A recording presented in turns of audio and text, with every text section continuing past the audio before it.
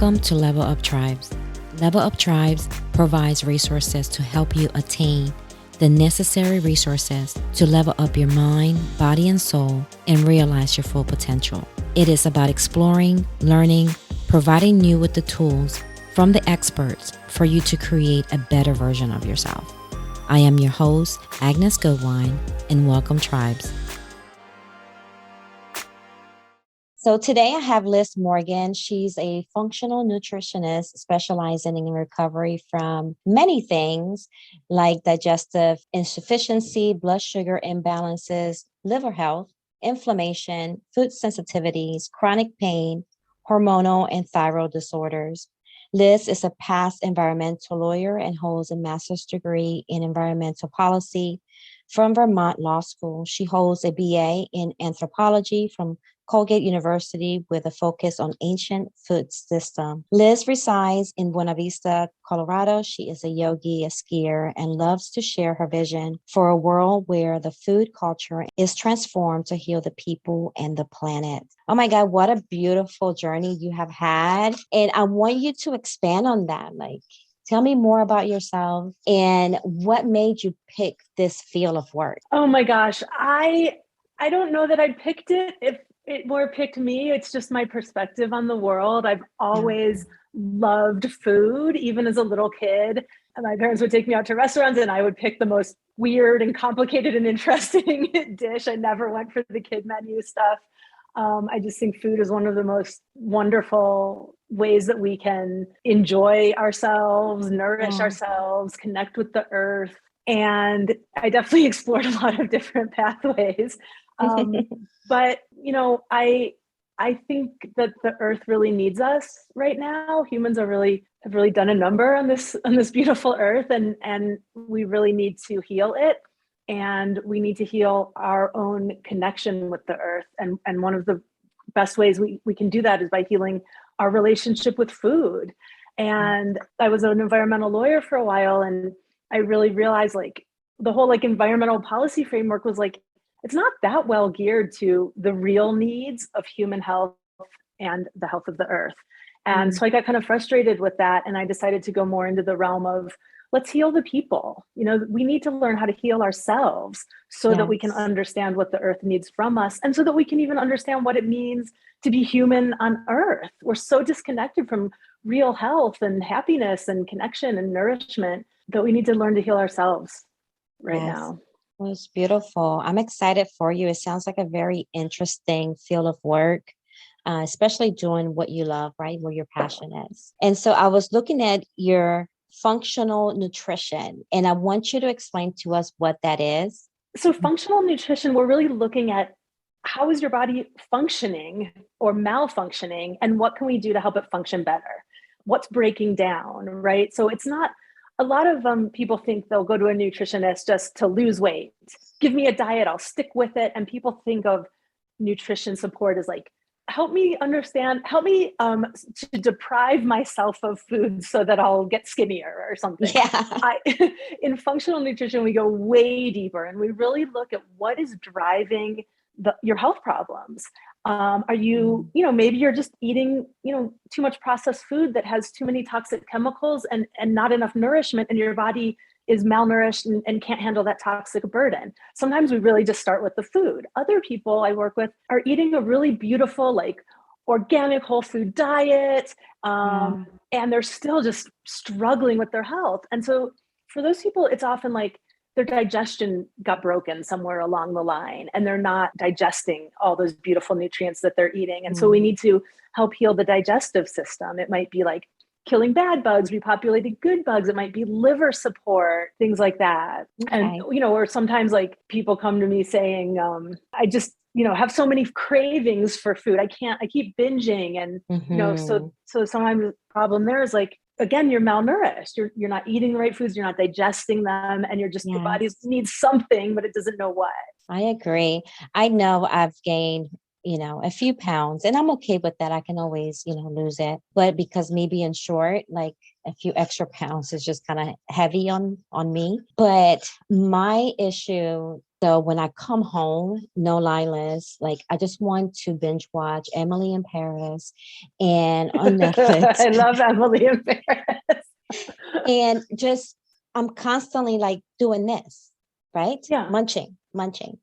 And at one point I kind of caught myself. I'm like, what am I doing? It seems like as soon as I sit on that couch, it's like my mind is programmed to say, oh, grab, a snack. But what I'm grabbing is potato chips, like the whole bag. And I'm just sitting there binge watching and eating at the same time. And so when I was going through all of your information on your website, I think I stumbled upon something you had said about mindful munching, like mindful eating, just when you grab something to eat, even before you think about grabbing something to eat, to say, how is this going to feel in my body? Yeah, right. It's the idea of like, okay, so you get home from a busy, stressful day at work, you need nourishment, your body needs food, that, and you also are too tired to prepare some elaborate thing. So the whole, one of the tactics I teach is you need to make healthy food as easy to grab as junky food. And so it takes some time, maybe in the beginning of the week, to wash some celery and carrots and make some hummus and olive oil so that when you come home, you can just eat that as a snack, and it's super easy, and you can do your mindless munching or mindful munching. I love that. I think you just coined a phrase there. But you have to make eating healthy food easy, because we can't, you can't get home from a busy day of work and, I don't even want to read a recipe after a busy day of work where I've been reading all day and working. So I was going to ask you, like, some of us have tried like so many diets. There's so many out there. And I've tried a few myself. What makes what you teach in your program different than anything else? What is unique about your program? Yeah, that's such a good question. So many people come to me and they go, I've tried every diet, nothing works. I'm just broken. Or I tried this diet that worked amazingly well for my friend, but it didn't work for me, so I give up. The thing about just following a set diet is it's not addressing, you might hit on the one perfect scenario that your body needs and it might work. But for so many people, they've tried diet after diet, they're not getting the results they want. It's because diets don't address things like healing the specific digestive dysfunction that you're suffering with, or healing the specific toxic load you're dealing with. You might need to like clean up your bath and body products to help your liver so you can digest your fat better, so you can get more nourished. You could eat beautifully but have a candida infection, like that just needs some extra specific supplements to kill it off, or you're just never going to get over that hump. And so it really is about identifying that specific thing that's going on with you. Like if someone wants to work with you, do you do like in-person consultation, or can it be online, or is it all in person? No, I do mostly virtual. Oh, you do? Yeah. Even before the pandemic, I was mostly virtual, which is so awesome. It's so fun. Yeah. Because then people can tell me, something about what supplements they're taking or what they're eating or what they're using for cleaning their home. And they can just go run and get it and show me, Oh my God, that's amazing. Awesome. It's pretty nice. It's more intimate. I've never heard of a functional nutritionist.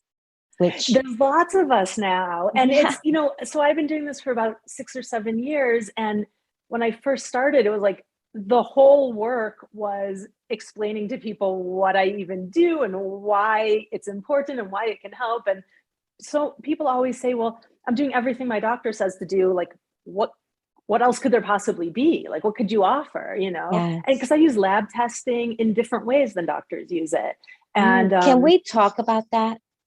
Yeah. So I use, so when I do a blood test, and I can't take insurance. And so I have a lot more freedom in the markers that I can order, because we're not worried about it getting approved by insurance. So like I order a lot more markers and analyze them from a functional perspective. So your doctor is looking at, is it high or low? Is a marker high or low? In the sense of, is it a diagnosable disease? Not, are you functionally like not optimal, and what can we do to fine tune your body systems? And so I find so many people go to the doctor, they get blood work, and the doctor says, well, you're fine, must be all in your head. I mean, I can't believe doctors still are saying must be all in your head in 2021 or two. They're still saying it, trust me. They're still saying it. I know. Yeah. Every client I have comes to me saying, crying, I had this horrible experience. They don't believe me. I'm in pain every day. I can't function. And so we can find out a lot more than what people are typically used to finding out from their blood work, because we look at more markers and we analyze them differently, and we analyze them all like together as a system. I do a really comprehensive GI test, so a stool test, to look at what's going on in your digestive system, because poor digestion is such a driver of every other health condition, thyroid, from hypothyroid, Hashimoto's, to vascular disease, to migraines, to like, if you're not digesting your food, you're malnourished. Everyone comes to me malnourished. And so we look at what's going on in there. And our digestive system is really, really delicate, but also very resilient. And it shifts and changes, and our stress changes our digestion, and our antibiotics and our meds and our food and everything. So even the quality of our water. So I love starting with a digestive test and really starting there. Some people just have no idea what to eat or how to cook, so we have to start there. But so a lot of people with digestive problems will come to me that they've had an endoscopy from their doctor. They've done the sort of physical camera tests up and down their digestive system. And they've either been told, well, you have IBS, you have IBD. Those diagnoses are like a set of symptoms, nothing about what's causing them or how to fix them.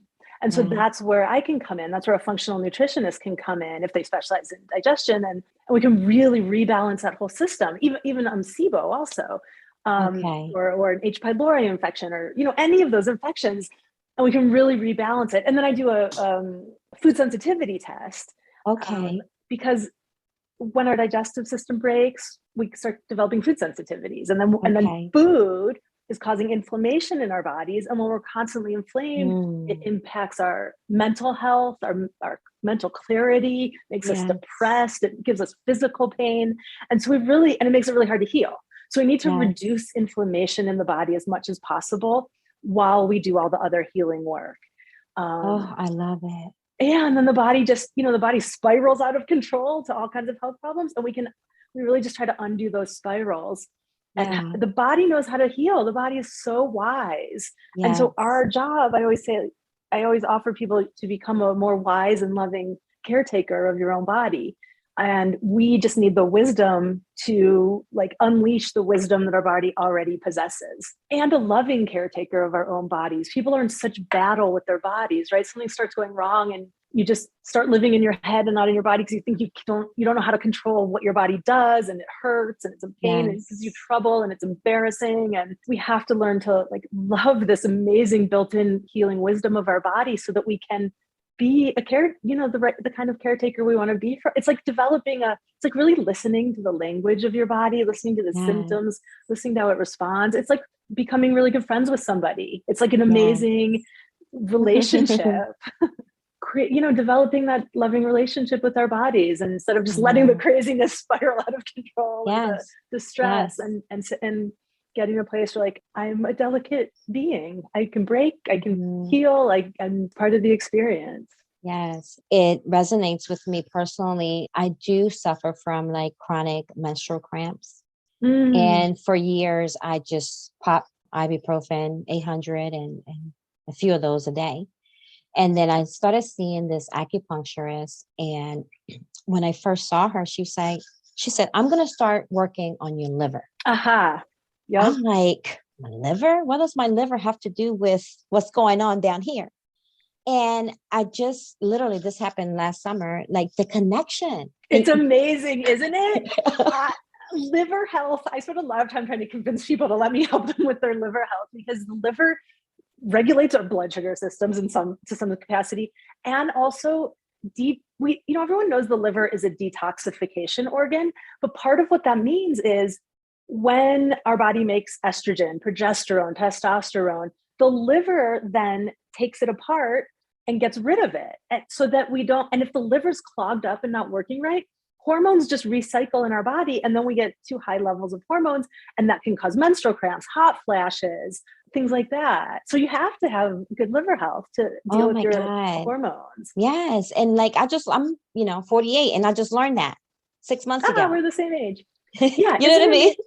Well, and it's such a good time to deal with it. I mean, age 15 would have probably been better. But I mean, I remember in high school, everyone just had horrible cramps. The doctors just gave you tons of medication, and you Yes. thought it's just painful to be a woman, right? But Yes. it's not. It's liver health, it's digestive health, it's malnourishment, it's inflammation. Yes.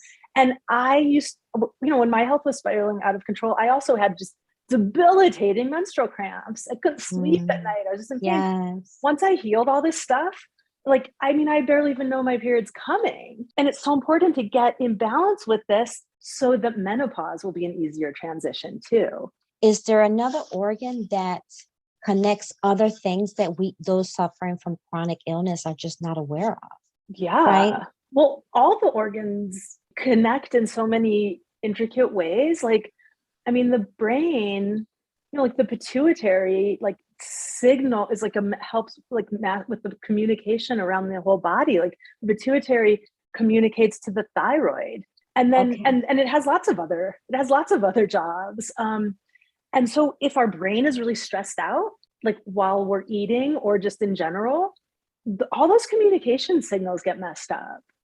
So like Mm. if you're like stressed out while you're eating, like driving in traffic and munching on a Pop-Tart or something, or even a healthy food, like Yeah. the brain can't signal the stomach, the liver, the pancreas to release its digestive juices.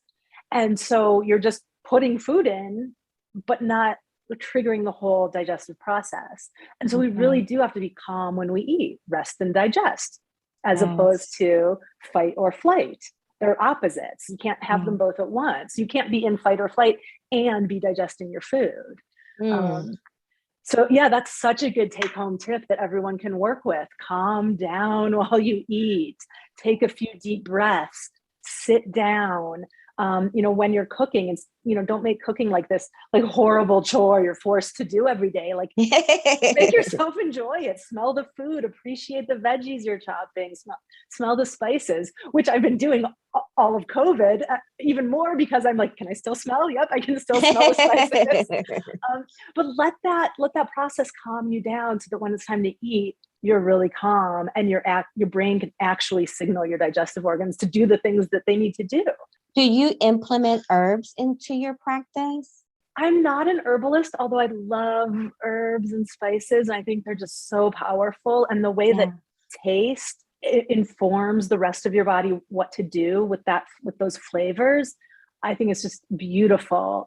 I do use a lot of supplements. So a lot of the supplements include herbs. Okay. So I do. I use it in that way. I've Okay. been taught to use them as supplements rather than more of like an herbal Yeah. potions, but I would love to move more into the herbal space. So what does your day look like when you get up in the morning? Are you a coffee drinker, tea? What does your breakfast look like? Your lunch, your dinner? Like, what is your daily intake? Oh, of what I eat What you and do? do with Yeah. myself. Yeah, I've spent years like trying to figure out what is my optimal daily routine. How, Yes. when in the day do I like to do things? And then running a business, how often do you work up? Do you make social media assets? How often do you work with clients? All that stuff. And it's an ongoing process for sure. But around the holidays, Yeah. I have this neck issue. My spine in my neck is a mess. It's the only joint pain I still have remaining. I used to have joint pain everywhere because I was so inflamed. But I wasn't, and with the pandemic, I wasn't going into yoga studios. Yeah. And so I was kind of letting that practice go. So I decided I am waking up every morning and doing yoga. And Nice. that's been such a battle for me over the years because I like to wake up and go drink tea. Caffeine, like right away. But it's been really nice, and there's no time limit. It can be 2 minutes, it can be 20 minutes, whatever I feel like doing. And that's been really nice. And what's been really helpful is I actually like declared it to my husband and said, this is what I'm doing first thing every morning before I do anything else. And so now he's not waking up and trying to talk to me and throwing me off, And so That's that's a good really, idea.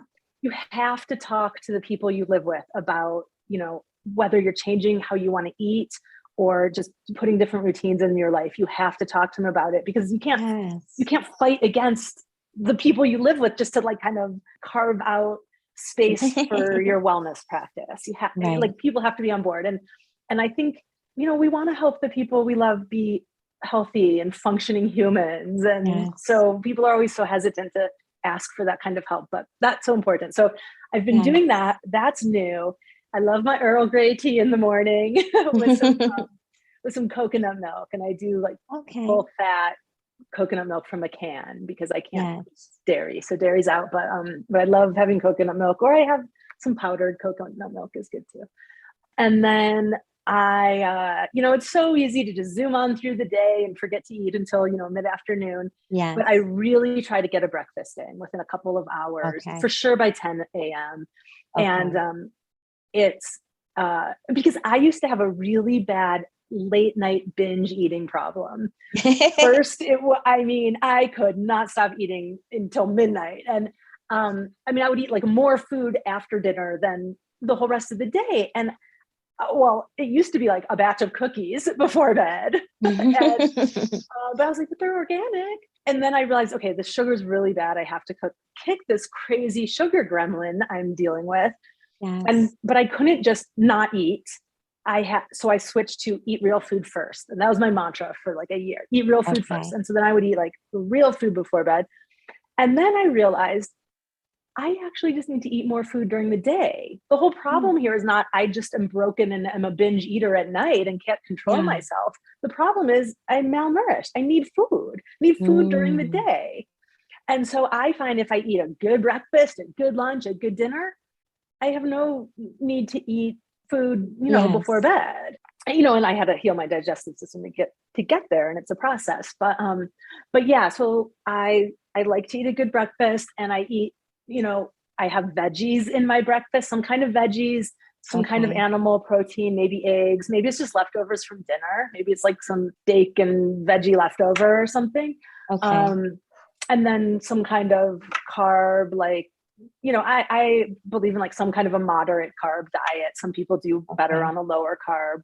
People have different carb needs, but I eat grains and beans and root veggies and all that kind of stuff. So I like to just have a really, and good healthy fats, like of some sort. So yeah, I like to have a good, now I really love having a nice, good breakfast. If I have a good. No, I was going to say, like, I try to eat, healthy, but culturally for me, it's different because, I love my rice and beans and my protein, right? It's just changing the mindset of how I grew up, I'm from Puerto Rico originally. It's just still enjoying my food, my culture, and bringing in the kale. I didn't grow up with kale.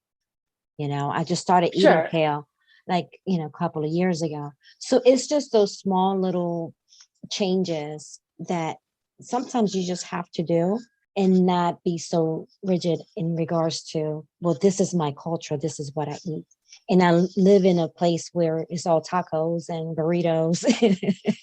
Right. Is that similar to Puerto Rican rice and beans? No. It's totally different. It's way different. Yeah. Well, Puerto Rico has lots of beautiful fresh fish. Yes. And then my dad was a fisherman, so we did eat a lot of seafood growing up. Nice. So just staying away from the pork, I've done that over the years, just staying away from that.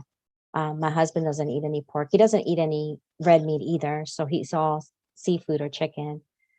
So we don't eat that bad. It's just sometimes because of our work schedule, I don't get home till 7:00 at night, and trying to eat late and the munching. It's just little few changes that we have to do here in this household to get to that level. Yeah. Well, I don't personally have a problem with eating pork and beef, but people can always just up level the quality, right? So do some kind of grass-fed beef instead of a factory farmed beef, and then you can feel better about it. And I love like learning about food that like traditional foods of different cultures. Yeah. And like, okay, so I was in I went to Cuba years ago and met this family, and they made us this delicious meal, and it Yeah. was mashed yuca, and I just Yeah. loved it. It was the first time I'd ever had that, but she used, some kind of vegetable oil, and so, Okay. when I do it, I just use a better quality oil, right? Like I Mm. love that cultural food, and probably like traditionally they didn't use Yes. this like processed GMO soy, like rancid soy oil, right? So you True. just have to like look back in the culture like a little further. What really was the Yes. tradition there? Was it they probably didn't have olive oil in Cuba, but they had some other kind of healthy oil that they were You're cooking with. absolutely right. And that's where I want to get to. A lot of my friends, as well. It's just honoring what our grandmothers and mothers made for us, but moving forward, just for healthy reasons, just Yeah. switching it up a little bit. Yeah. The issue of rice and beans got so confusing for me for a while because of the paleo movement. Oh, yeah. And the paleo movement is also really connected to like the AIP, which is autoimmune paleo, or GAPS diet, or all these diets that are all about wholesome, real food, good Yes. quality food, eat organ meat, eat healthy animals, lots and lots of veggies, good quality fats. But they don't allow grains and legumes, and Mm. you get your carbs from veggies. I went down that path because I was searching too. I was searching for the thing that can make me feel like a functioning human again. Yes.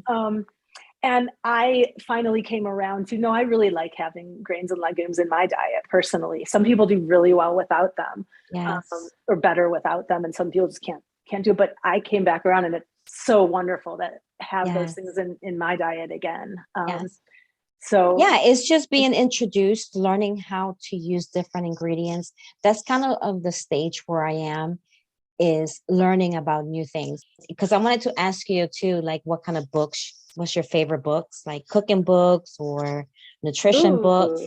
Well, the books I'm interested in right now kind of go with our theme of cultural diversity and just enjoying really good food from around the globe. And Yes. we're at this crazy moment in history where we can do that. Um, and I'm loving one of my favorite books right now, or cookbooks now, is a book called Paleo, or Korean Paleo. Um, Whoa, it's really? so good. It's so good. Oh, I'm excited about that one. Yeah, it's someone who went, the author, I'm forgetting her name, but she went to my nutrition school, and Oh, kind of transformed all of her family recipes into a more of a healthy version. And so it's all gluten-free, dairy-free. So for people who have those restrictions, it's great. And she doesn't do hmm. rice because it's paleo, but you can always just add some rice along with your meal if you Okay. want.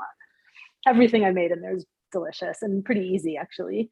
And then just as a non-cookbook, I'm reading Braiding Sweetgrass by Robin Wall Kimmerer.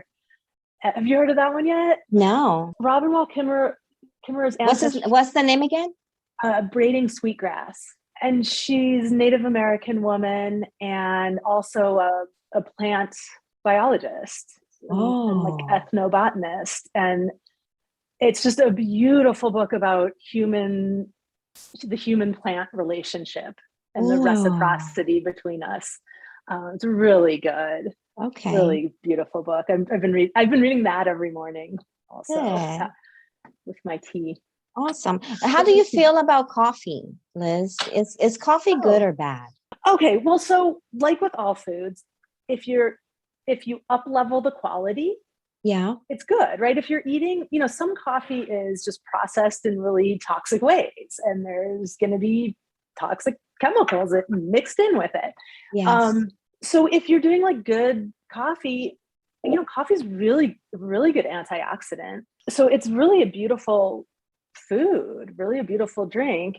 The issue is, are we abusing it, right? So if you have Hmm. 1 or 2 cups of coffee in the morning, it can be a really nice part of your nutritional profile and part of your day. Okay. If you cannot get through your day without coffee, and you're drinking 10 cups a day just to even function, something else is going on in your body. It's not necessarily the coffee's fault, but something's wrong with your whole energy systems, and that needs to be healed, because a person should not need caffeine just to struggle through their day. But yeah, I don't have a problem with a reasonable amount of coffee. Now, lots of people are stuck in this super stress mode, and some people really just can't get through it and calm down unless they get rid of all their caffeine for a while. Okay, good. So those coffee lovers out there. And coffee, just because I'm so interested in, eating in ways that heal ourselves and heal the earth. And coffee is one of those kind of luxury products, right? It is one of those things that we can choose coffee that's grown responsibly, rather than on a giant coffee plantation that just cut down a forest and is poisoning the earth. You can do like shade grown coffee, fair trade coffee, organic coffee. So I'd definitely go in that direction with coffee. Okay. Well, that's a good segue to take us to another passion of yours, which is the environment, right? And before coming on, on the show, we kind of chatted a little bit and how I saw your relationship with certain organizations, that I never heard of, right? And I feel like I've been in this little bubble in regards to what's happening with the environment. How is that connected to our food? How's that connected to us, right? Just like putting the dots together. And so I went into this like huge rabbit hole from one organization to another, found one in Arizona that I'm going to follow and do my part, right? Because I know this is a great passion of yours.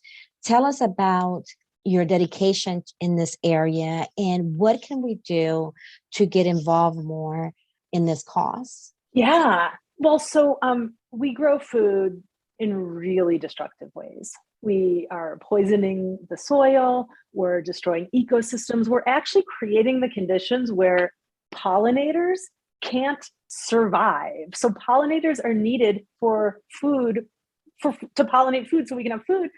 And we actually farm in ways that obliterate pollinator habitat. And then we add poison on top. So any pollinators that might be trying to live there get killed. I mean, it's kind of insane.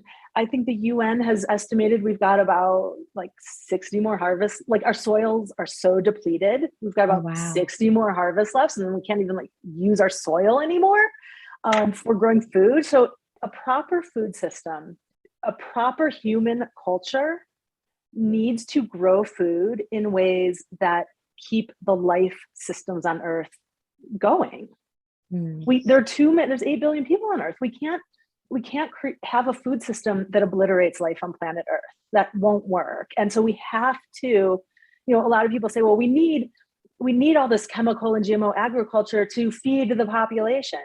But actually it's ruining farm economies. It's ruining the ecosystems. It's creating food that's not even healthy for humans. It's growing food that's not even healthy for the animals in our food system. And so it's all this like toxic, malnourishing, tortured system. And so we wonder why people feel such shame and guilt around food. It's because our food system induces that. And so when people so regenerative farming is what the kind of catchword now is. You could call, there's different forms of farming in ways that build soil instead of deplete it, that create habitat for pollinators and other creatures instead of destroy it, that grow healthy food for humans, not food that makes us sick, that treats animals humanely. And, part of it is, the whole United States Midwest is, the grassland ecosystem has been obliterated for GMO crops to make junk food and to feed animals food that makes them sick. That could be restored to grassland ecosystems where animals could graze, and then their poop feeds the soil and makes the soil rich and sequesters carbon, and then the soil's rich and living and is helping fight climate change. So people always think animals are bad on the climate change spectrum because they fart methane and that contributes to climate change. Well, that's because they're eating food that's not appropriate for them, and they're being kept in confined feedlots instead of letting their poop go into the soil and build soil. Buffalo used to roam, antelope, all these other similar to cow kind of animals, and that's why the Midwest had such rich, beautiful soil. That's why it was that's why it became a farming region. We need to restore that.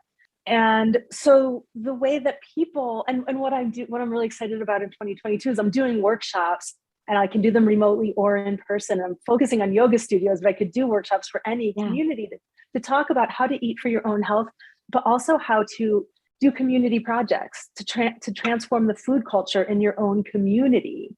And so I love that. Because it's too hard to do it all alone, right? I can choose my own good food, but it's so much better in community. And so we each can source wholesome, real food from farms that are, no one has to be perfect. None of us has to be perfect, but we just have to take meaningful steps towards getting healthier food that's healthier for our bodies and healthier for the earth. And so if we source from local farms, that's a great way to start. Okay, and awesome. And then invite your friends over or your family over and brag about it. Say, do you know why this meat is so delicious? It's grass fed. It was raised right on that pasture over there. It wasn't tortured.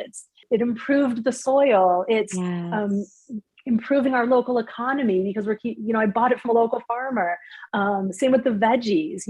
Can you believe this amazing spinach? Spinach from a local farm is so different what you find in the grocery store. It just is. And so just changing the conversation around food, changing what's normal to serve each other, I think will go such a long way. For those that are listening and you really want to get involved, go to her website. If you're in Arizona, because I was so deep into Liz organizations, and I was like, well, what do we have here in Arizona? So there's a few in Arizona. And so I think this website here is called nature.org, and you can click on Arizona and see what's going on in the Phoenix and the Valley area. So thank you for opening this gateway for me to really go deep into what I can do in my own community. I thank you so much. Oh, you're welcome. And that's the good news is there's so much we can all do that will actually make our lives better. We can eat more delicious food. We can feel better. We can help, we can do good things for the earth. We can take better care of animals. In Phoenix, I know with climate change, you guys have such the poster child for the urban heat island effect. And people can do different things in their own home gardens to help sequester carbon in the soil by growing food or other plants or creating pollinator habitat. And there's hope to be had for sure for human and planetary health. Yes, thank you so much. Is there anything else that you would like to add or discuss? Well, I'll just mention there's a free 13-page handout on my website if people want just the beginning basics of eating healthy for people and planet. Welcome to go download it. Yes, you have a beautiful website. Thanks. And so I wish you the best. I will continue to follow you and creep on your Instagram now that I follow you. So do you want to give your contact information for those that are listening that want to work with you and want to get a consultation with you? Oh, absolutely. And so my website is lizmorgannutrition.com. Just over the holidays, I changed the name of my business from Liz Morgan Nutrition to People and Planet Healing Solutions. I like it. Thank you. But the URL is still lizmorgannutrition.com, and that will forward even when I update the URL. But there's a contact form on my website. It goes straight to my inbox. I always respond to people, so don't hesitate to get in touch. I love hearing from people who are looking for help with this sort of thing. It's been amazing talking with you. I really enjoyed it. Thank you so much for having me on. Thank you. Thank you for listening. Please visit the website at www.leveluptribes.com. And please subscribe to the podcast and share with your family and friends. Be sure to tune in to our next episode. Catch you all next time, my beloved tribes.